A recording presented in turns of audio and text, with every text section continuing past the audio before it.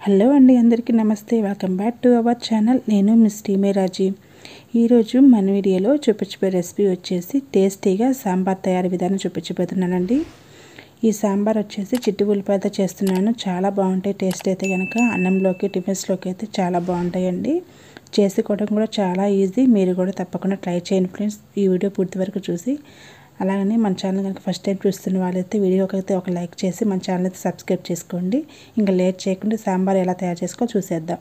ముందుగా చిట్టి ఉల్లిపాయలు తీసుకోవాలండి. తర్వాత ఒక 3 టమాటాస్ కూడా ఈ విధంగా కట్ చేసుకొని పెట్టుకోవాలి.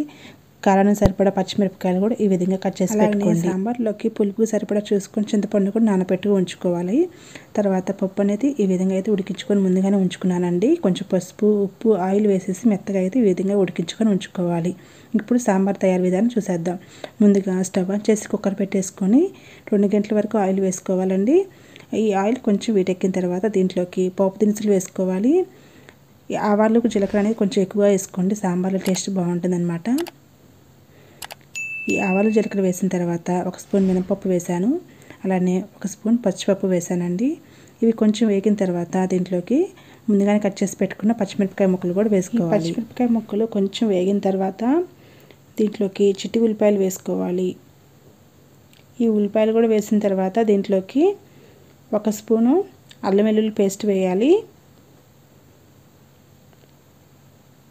తర్వాత 1 స్పూన్ వరకు పసుపు కూడా వేసుకోవాలి.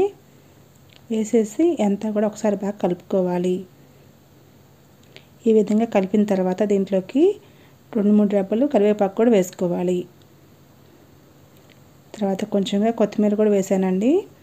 వేసేసి మొత్తం అంతా ఒకసారి బాగా కలుపుకున్నాక దీంట్లోకి ముందుగానే కట్ చేసి పెట్టుకున్న టమాటా ముక్కలు కూడా వేసుకోవాలి.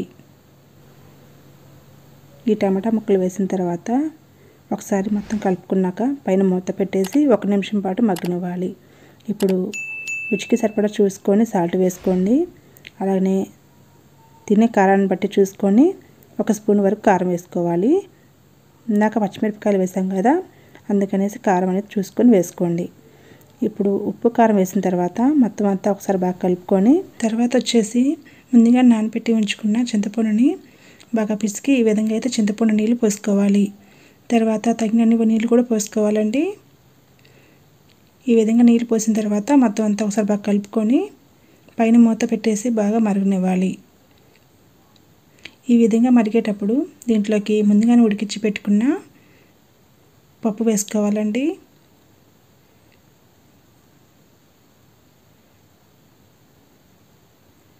ఈ పప్పు అంతా వేసిన తర్వాత మొత్తం అంతా కూడా ఒకసారి బాగా కలుపుకోవాలి. ఈ విధంగా బాగా కలిసిన తర్వాత పప్పు అంతా కూడా సాంబార్లో ఇప్పుడు దీంట్లోకి 2 పలుకులు బెల్లం ముక్కలు వేసుకోవాలండి. తర్వాత దీంట్లోకి 1 స్పూను సాంబార్ పొడి వేసాను. వేసేసి అంతా కూడా ఒకసారి బాగా కలుపుకోవాలి. ఈ విధంగా కలిపిన తర్వాత ఒక 2 నిమిషాల వరకు సాంబార్ని బాగా మరగనివ్వాలండి. ఈ విధంగా బాగా మరిగిపోయిన తర్వాత దీంట్లోకి సాల్ట్ సరిపోయిందా చూసుకొని సాల్ట్ వేసుకోండి. నాకు సరిపోలేదనిపించి 2 స్పూన్ల వరకు అయితే సాల్ట్ వేసాను. తర్వాత కొంచెంగా సన్నగా కట్ చేసి పెట్టిన కొత్తిమీర వేసేసుకోవాలండి. కొత్తిమీర వేసిన తర్వాత ఒకసారి బాగా కలుపుకొని 1 నిమిషం పాటు సాంబార్ని మరిగిచ్చేసి స్టవ్ ఆఫ్ చేయటమేనండి. టేస్టీగా సాంబార్ అయితే రెడీ అయిపోయాయి. ఈ సాంబార్ అయితే టేస్ట్ చాలా బాగుంటాయండి. అన్నంలోకైనా, ఇడ్లీలోకైనా, వడల్లోకైనా చాలా బాగుంటాయి. మీరు కూడా తప్పకుండా ట్రై చేయండి. ట్రై చేసి ఎలా అనిపించిందో టేస్ట్ అనేది మర్చిపోకుండా కామెంట్ చేయండి. ఈ వీడియో కనుక నచ్చితే ఒక లైక్ చేసి మీకు తెలిసిన వరకు షేర్ చేయండి ఫ్రెండ్స్. ఇలాంటి మరిన్ని వీడియోస్ కోసం మన ఛానల్ అయితే సబ్స్క్రైబ్ చేసుకోండి. ఇంకొక వీడియోలో కలుద్దాం.